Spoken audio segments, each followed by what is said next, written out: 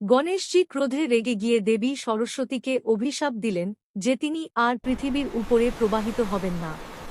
এই কারণেই বলা হয় যে সরস্বতী নদী লুপ্ত হয়ে গেছে এবং আজ কেবল ভূগর্ভে প্রবাহিত হয়। লোকপরম্পরায় মান্যতা আছে যে যখন মহর্ষি বেদব্যাস মহাভারত রচনা করছিলেন এবং ভগবান গণেশ নিজে তাঁর লিপিকার হয়েছিলেন, তখন বেদব্যাসজি শ্লোক বলে যাচ্ছিলেন এবং গণেশজি সঙ্গে সঙ্গে তা লিখে নিচ্ছিলেন। সেই সময় পাশ দিয়ে সরস্বতী নদী খুব জোরে বয়ে যাচ্ছিল। তার প্রবাহ এত তীব্র ছিল এবং জলের শব্দ এত বেশি ছিল যে চারপাশে ক্রমাগত শোরগোল হচ্ছিল। যখন বেদব্যাসজি মহাভারতের গভীর শ্লোক উচ্চারণ করছিলেন, তখন নদীর তীব্র স্রোত ও শব্দের কারণে গণেশজি ও বেদব্যাস দুজনেই শব্দ ঠিকমতো শুনতে পারছিলেন না। এর ফলে লেখায় বাধা সৃষ্টি হতে লাগল।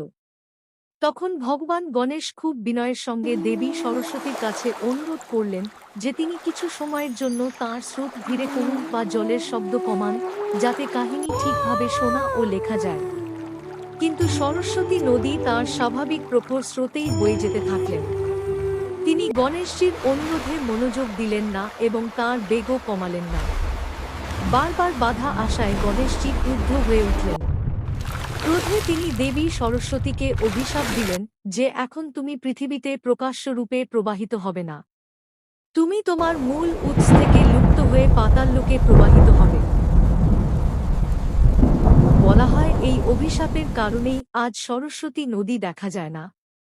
মান্যতা আছে যে তিনি আজও কোথাও কোথাও মাটির নিচে প্রবাহিত হচ্ছেন, কিন্তু উপরিভাগে তাঁর স্রোত দেখা যায় না। এই কারণেই সরস্বতীকে লুপ্ত নদী বলা হয়। জয় মা বিদ্যাদাত্রী।